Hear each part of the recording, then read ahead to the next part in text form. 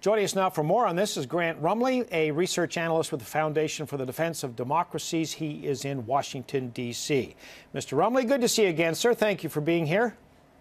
Good to see you, too. What's your reaction to what has happened today? Well, what we know is that the ceasefire is going to start tomorrow morning at about 8 a.m., and it's based off very similar principles of the Egyptian ceasefire that was proposed almost at the start of this conflict.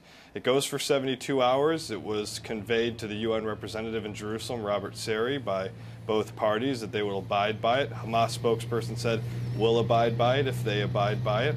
And it sets the conditions for future talks and negotiations in the next 3 days to sort of hash out a lasting agreement here. We have had brief stoppages in the fighting in the past. 72 hours, though, sounds like both parties are almost ready to go one step further. What do you make of that? Well, I think Hamas is suffering from a bit of war fatigue here, and I think you can say the same about Israel. 56 deaths, most of them soldiers, is a lot to take, especially on the Israeli public. There is support for Netanyahu and him carrying out this mission and eradicating Hamas, but I think there's got to be a realization that you're not going to get rid of Hamas as an ideology. You can severely weaken them militarily and infrastructurally speaking, but there has to be an end in sight here. And I know we mobilized 16,000 troops. They mobilized reserves in the previous war in 2012 and ended up not going with the ground invasion. I think both sides are looking for a reprieve. I don't necessarily expect this ceasefire to stick and be entirely calm, but I think we're nearing the end here, so to speak.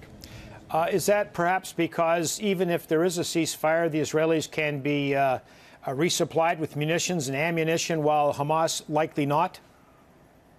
Yeah, and I think Israel has hit. Their estimates is they've hit about 33 or 34 tunnels. They think there's about 5 or 6 left, possibly as many as 40. And as we speak, they're hitting more. And I think there's a threshold for success for them. And obviously, they can restock, they can replenish. 72 hours gives them time to sort of reorganize. And in these 72 hours, they're not even going to pull out their troops out of Gaza. They're just going to sort of maintain the status quo and not engage in any activity. So there is that capability for them to sort of reload and go back in if they need to. Mr. Rumley, is it your sense that the Israelis just want to get all the tunnels and go home? Is it the end of this conflict as far as Israel is concerned if they do that? Well, there's discourse that's going both ways here. You've got ministers saying, like Naftali Bennett, saying pound them, and take them out. You've got others urging caution.